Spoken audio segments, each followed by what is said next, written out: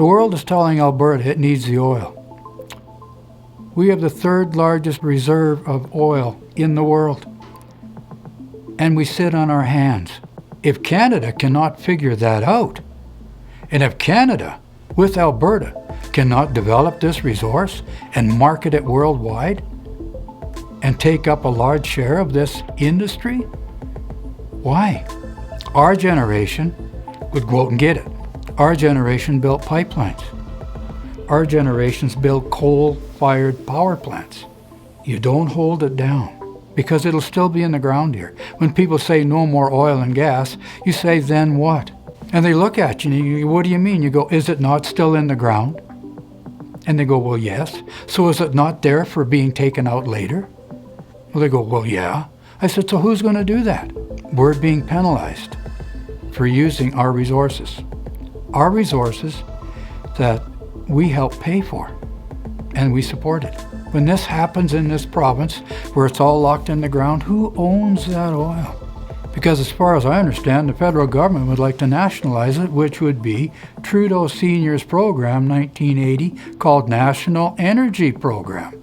And out of this oil in this province and natural gas, we have supplied to this country a wealth. Look at the transfer payments. We've done a great job.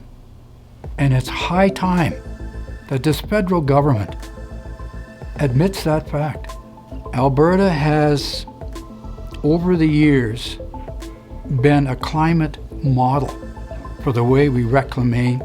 We do reclamation on sites, the way we control leakage, the way we replant, clean up. Compared to some of the sites in America, it's pristine. There's nothing spilled. It's contained. Everything's reported. If you're on that site and you spill 5 liters of oil, it's your responsibility to clean it up. You don't lose oil. I remember years ago, they would dump oil, and they realized that was a bad thing to do. So now they collect it, they contain it, they recycle it. For the average business, there is somewhere between 500 and 600 regulations that basically control how they handle their environment. If I go on that site with my company, I'm responsible for everything that I do there, and I am controlled. If I decide not to abide by their rules, I have to leave. But there's a penalty. I've seen people fired on a site for polluting.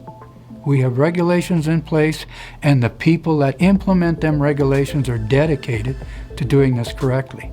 The amount of work that goes into pipeline construction and even to ensure that the pipeline is viably sound, because the product doesn't want to be lost into the ground either. There is monitoring stations, there is controls on this. So when people come to me and they condemn a pipeline, you say, so what's your sewer pipe like? Is it leaking? And these are the things you ask people those questions. If we get our population to understand there is a future, but we have to provide it, we have to secure it, then maybe we'll have more discussions.